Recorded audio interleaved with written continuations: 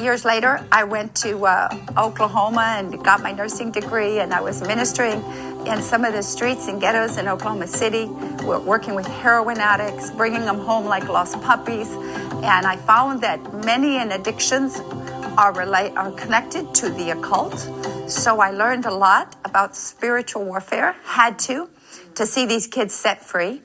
I did nursing and then foster care for therapeutic level kids, and just had a passion in my heart for the hurting, the broken, the outcasts. Lord, send me to those kind of places as well, because that's who you're going to make your army out of, according to Micah 4 and Ezekiel 37. Years later, as I was working in Oklahoma, I got an invitation to go to southern Uganda.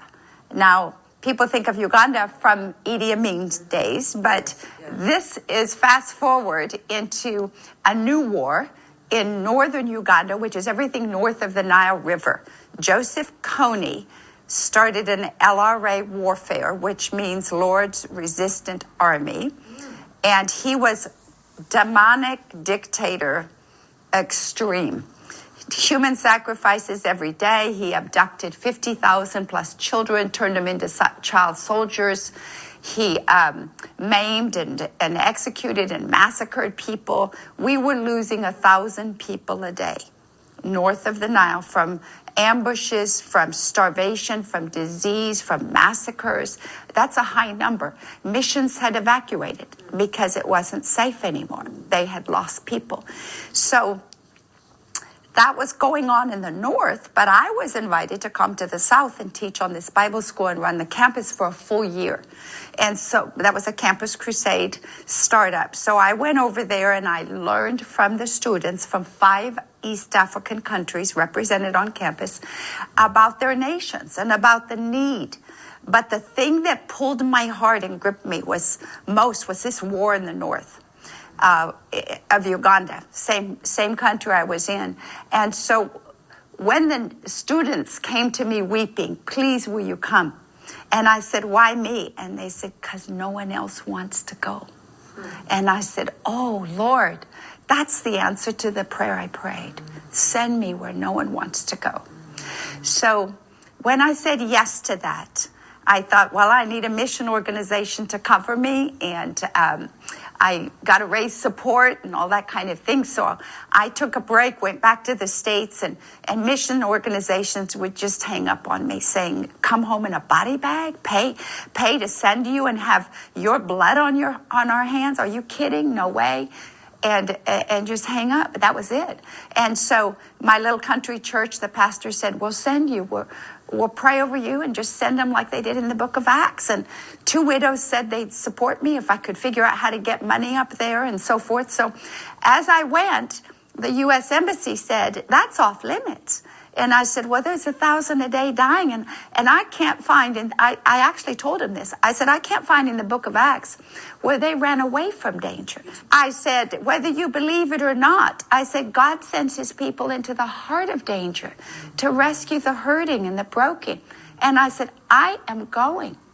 And they asked me, well, what's your name? I told them my name. And they said, we're crossing you off our list. You're as good as dead. I said, no problem. I said, then the devil can't kill a dead man. You know, that's what that's what I started quoting later, because I realized when we die to ourselves, we became a threat just then to the powers of darkness, because they can't touch us. And that's the call of the cross. Deny yourself, take up your cross and follow him. So as I prepared to go north over the Nile River, to no man's land is what they called it. I drove by myself, and I fought fear in the car, I will say. I'm looking to the right, to the left, praying hard, waiting for ambushes to jump out of the bush, because the rebels dressed up in military uniform, had AK-47s. You didn't know if they were government soldiers or rebels. They come, and usually the pattern of what they do is rape, kill, loot the car, and then burn the vehicle. So I'm driving along these roads, 6-7 hour journey through burned up vehicles on either side of this little road, no other traffic. And as I'm praying in the car and and looking right and left, the Lord has this conversation with me. You know, what are you doing? And I said, well, I'm obeying you, Lord. And he said, no, you're not. I cannot use people in fear. Fear paralyzes. So he starts talking to me about Israel. I took them 40 years through the promised land, promised them Canaan, and they were too terrified to go get it. 10 said no, 2 said go. 10 said no, 2 said go. He kept repeating that to me. He said, are you 10 or 2? I said, I'm going to be of the 2. And I said, well, give me more faith then, Lord. He said, you don't need more faith. You're obeying me. And I said, well, what do I need, Lord? He said, you don't have enough love. He said, perfect love casts out fear. 1 John 4:18. Fear has torment. And so I said, baptize me in love, Lord. So much love for you, I'll trust you in life or death. And so much love for the people that I'm going to serve. Because greater love has no man than this, than he lay his life down. John 15. So I just was baptized by the Spirit of God in love in the vehicle. I'm just weeping the rest of the way.